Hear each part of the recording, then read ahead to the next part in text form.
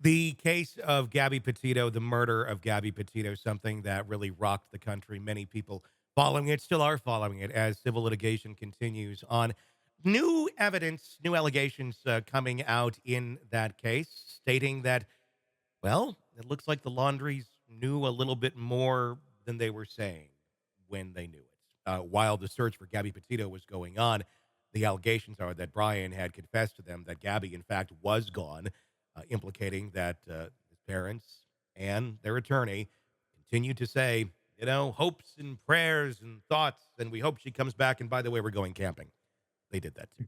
Right. It's a case that just doesn't make a whole lot of sense. There's trauma responses, uh, and they're different for everybody. Robin Dreeke, retired FBI special agent, joining us to discuss: is this just one absolutely horrible trauma response from the parents of Brian Laundrie going camping, finding out the fiance of their son has been murdered, and then, hey, go off in the woods and off yourself, and we'll come and find your body in a couple of weeks? What the hell is going on with this family? We see this a lot in different cases. Matter of fact, even with Alec Murdoch case, Buster, talking about his dad in a positive way. We see this with family members, and when researching this again, when you're seeing people do behavior that seems completely abnormal to you and I, and why is that? Because you and I are objective from our standpoint. Anytime we have in our lives people that seemingly are doing kind of nuts things, and we're talking like low level at work, or they make a decision to do something, you're like, what were you thinking? Mhm. Here's what they were thinking. They weren't. They didn't have what I call a loving critic in their lives to bounce things off of objectively. And so what we have here is what I call a case of positive parental confirmation bias, where your child can do no wrong. And we see this all the time, whether it's in true crime, whether it's in politics, when you have a hard time accepting the negative behavior of your child. And I think that's what was going on here, where you turn an eye to, I mean, Koberger's another one. I mean, it sounds like we have some positive parental confirmation bias going there, where his dad is like, not my boy. I saved my boy from drugs earlier in life, and he's Mhm. he's innocent. So because you can't be objective when you're that close, when you're emotionally attached to that outcome and that person, you are not objective enough. And I think that's what we're seeing with the Petitos. It's going to be interesting to watch. I mean, are we getting closer and closer to criminal territory here, or some sort of criminal liability, with the fact that, okay, you knew that she was dead, and you didn't say anything, and there's massive searches going on for this young woman. Even the attorney knew, allegedly, that she was gone. I mean, granted, I'm sure the word "gone" will be litigated as to what that actually means, but I think it's pretty safe to say she's not there. You got her van, and you showed up. Gone means dead.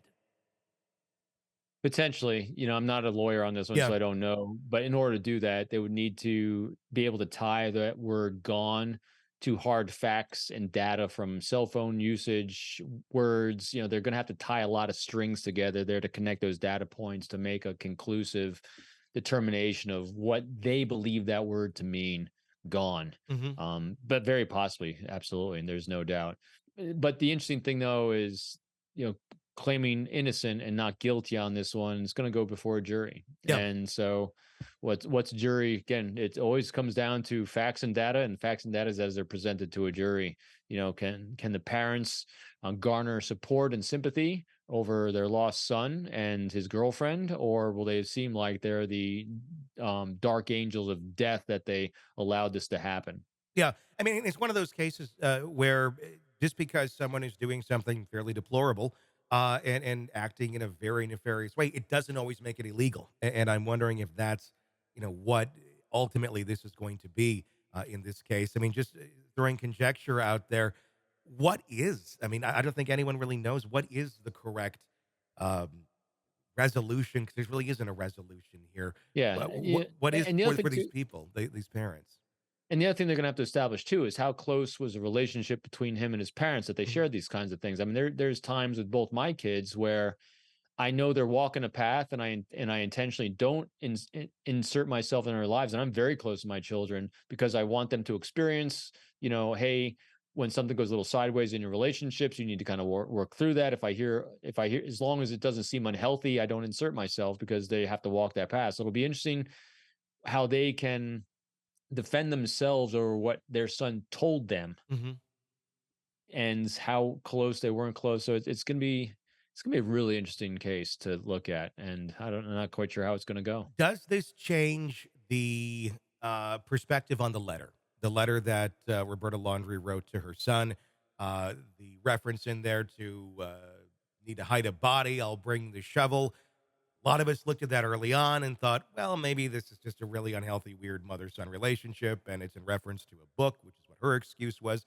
But now we know that this letter was there after the fact that they knew she was gone. Um, I don't know. I mean, it kind of makes the letter look a lot darker than I think even those of us who thought maybe it was a nothing burger thought. Because now you're connecting all the Yep. data points, Yep. make a solid. So I'm with you on it. It's if they were not, if one thing wasn't there, it kind of falls apart like that. But when Yeah. you actually have the data points, remember, there's very few coincidences in life. Yeah. If you generally have two or three things that line up that say certain thing, generally it's the way it is. Because again, what they're going to be establishing is that arc, that behavior arc in their lives. I'd be interested to see if they were able to bring out earlier in life any examples of how his parents came in to bail him out, Yeah.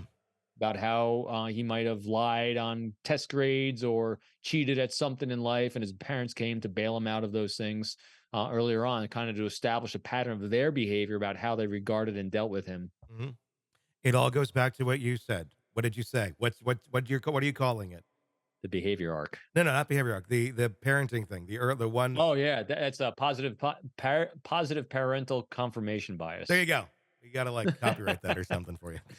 That's exactly what I think we have a lot of going on here in this case. We'll have to keep watching to see how this all And that's plays why out. and that's why when you have people that are that close to individuals in cases, it's very challenging using them as witnesses, Mhm. as in anything, because that has to be understood that, hey, we're going to have positive confirmation bias or negative Yeah. confirmation bias. Because if someone likes someone, all they see is the things they like. If they hate someone, all they're going to see is the things they hate. And that's why you need good attorneys to kind of sift through that. And that's why data, real hard data and facts can kind of accentuate that or mitigate those things. Be very interesting to keep watching. Hey, it's Tony Brueski. If you want more of our interview with our guests, be sure to check out our podcast, Hidden Killers with Tony Brueski. Just search that wherever you download podcasts and press subscribe. Also, you can check out our YouTube channel for the full video version of the interviews as well, under the same name, Hidden Killers with Tony Brueski. Check it out, subscribe, binge, and enjoy. Thanks for watching.